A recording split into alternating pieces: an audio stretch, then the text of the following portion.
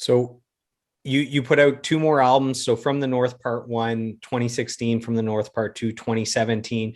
So we had talked about you had raised $26,000 crowdfunding for the other album, and then this one $37,000 gets raised. I mean, when you think the first time that this is unbelievable, like the amount of love and support for that to get eclipsed for two more albums. I mean, Yeah, how insane is that? It's it was crazy. insane.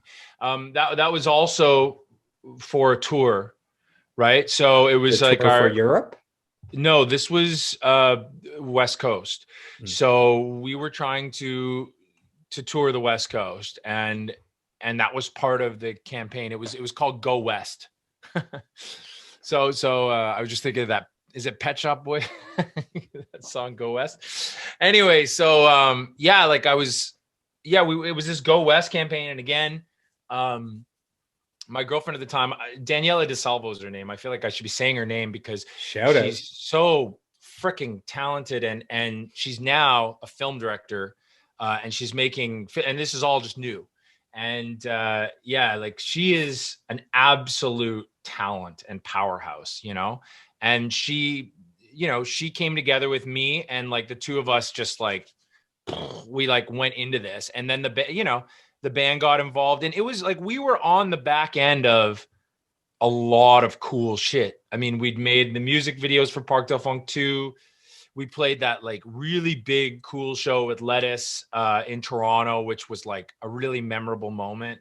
And we were just creating a lot, making a lot of noise. The band was on fire. Like the band at the time, Chino Devia on drums, who's just like, unlike anybody else. Like he's completely just a field drummer right to the soul, and Matt on bass and Matt Giffen on keys, who's, The sonic just, scientist himself. yeah, like just like such a talented musical force in so many ways. I mean, he the synth sounds he develops and all that kind of stuff. Like he played in a Daft Punk tribute band, but he had all these skills, a fantastic jazz player, fantastic organ player, like just a master of the synths, could sing like crazy, and then just had this energy, and on stage, like he was a keyboard player who had to stand.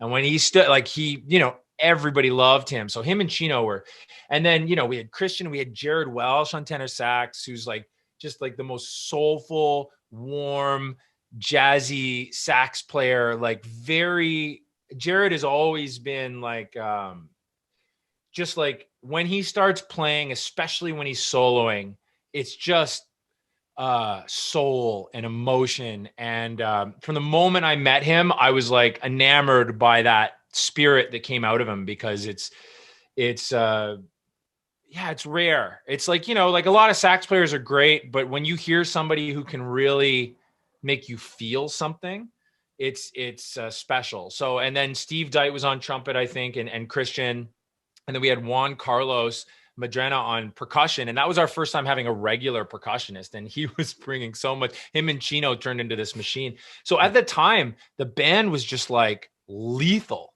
and we'd been together and doing enough gigs and enough things that it was that thing was happening that we all want from our bands, where it's like, it's sort of evolving, and the communication and the friendship was starting to meld into the music.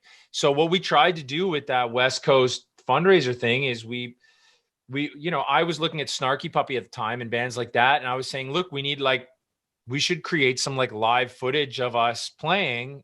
Let's like make an album that's basically like a live album, right? So From the North is basically like 2 days. We did 2 takes for each song, and I think there's 17 songs, I think.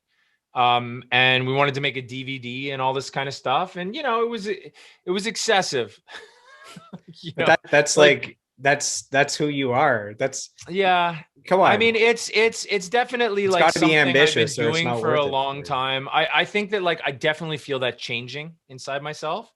Like I definitely feel more drawn towards wanting to simplify. And I think it's also manifesting in the fact that I want to have a solo act.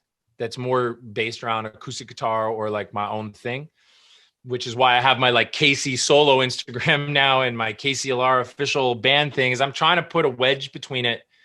Maybe it's like when you listen to Park the Funk two sides, it's like one side is the funk band and one side is me, you know? And I kind of wanted to separate me because I do feel like my roots is like wanting to make people feel things. And I think that what happened with the funk band and doing so much is like, you've got this crazy horn section, you've got this ridiculous drummer, you've got, you know, this, you're like, how do I feature everybody? How do I turn this song into something that utilizes this Voltron, you know? And my thing was to go epic. Like, that's where I went. I was like, let's make this big crazy thing. Let's do this crazy thing. Because you sort of like lose track with the simplicity after a while. Like it's hard because it's just like coming from me, and I'm trying to use the tools that I think I have. And so like we made that DVD purely for the purpose of like, I wanted to show off a drum percussion solo. I wanted to show off 5 horns doing something cool. I wanted to give everyone a chance, you know, have the 2 female singers wailing, have a song that they sing lead on that I write for them, or, you know, have a song for my father, like New Denver, which was like one where I just played guitar and then it would build over time. So it was just like, I think there was a lot of experimenting that I did. And maybe it would have helped to have someone in the band be like, you know what, we got to do this song and this song because this is what people are going to like. But it was sort of like everyone just kind of trusted me, and I kind of just go on overdrive and I just start writing and making things, and I get excited about it, and then I do it, and I'm happy. I mean, it's art, right? And when I look back on it, I'm really happy with everything I've done. But moving forward, I definitely know that I'm looking for more concise, and I'm looking for more reaching a kind of simple feeling and a simple style. And even with our new record we're about to come out with, this is a funk record, our new record. It's going to be a funk record, but you know, it's moving in the right direction. And I know that like the next record I make, if I make another record for this band, you know, if I can keep it going, who knows? You know, I've already started writing some of the songs, and it's going to be a whole different kind of thing. It's definitely going to be way more, I don't want to say pop because what the fuck is that? But like, you know, it's definitely going to have songs that are easy to visit and just you want to listen to again and again and again. So that's kind of where it is. But sorry, I don't think I answered your question. The $37,000 was amazing. And it helped us go tour the West Coast, and helped me be able to pay everybody in the band like fairly for their time while taking a chance and traveling from Edmonton all the way to LA. And I think we did 16, it was either 15 or 16 shows in 20 days. And, you know, some of those shows were 3-set shows. And it was wild, you know?